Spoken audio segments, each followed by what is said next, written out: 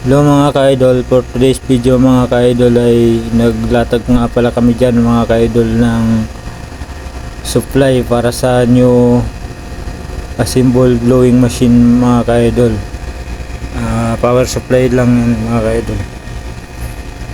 Bali dinatag namin yan sa taas mga ka-idol papunta dyan sa breaker.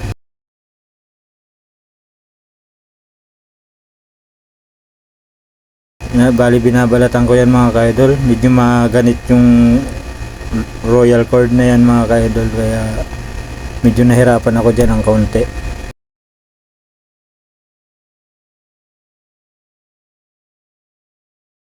At ayan nga po mga ka-idol, nabalatan ko na rin sa wakas.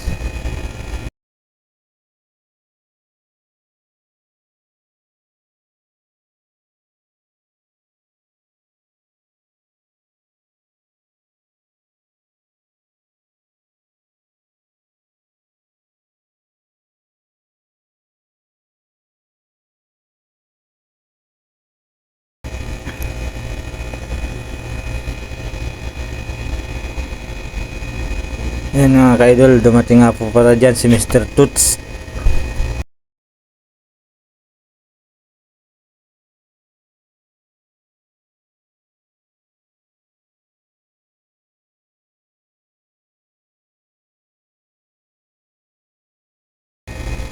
Follow nyo rin siya mga ka-idol, Mr. Toots.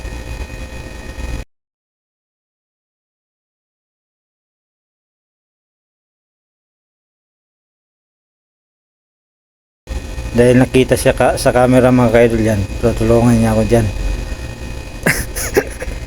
Joke lang mga ka-idol.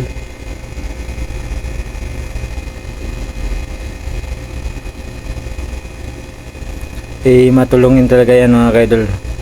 Pag nakita na ganyan kami dito mga ka-idol sa electrical, pag nakita na busy yung isa, medyo wala ka pa naman tawag, nagtutulungan kami mga ka-idol.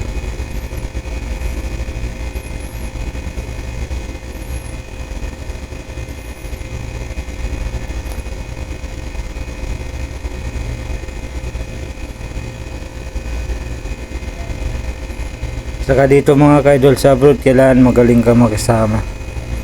Kailangan pakikisama talaga yung ano mo dito para magaan yung ano mo dito. Ano ba?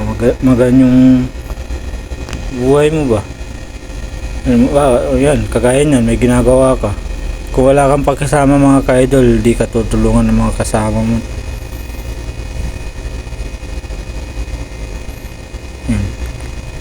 Yun lang mga ka-idol. Kaya pag nag-abroad kayo mga ka-idol, kailangan nyo magaling kayo makisama.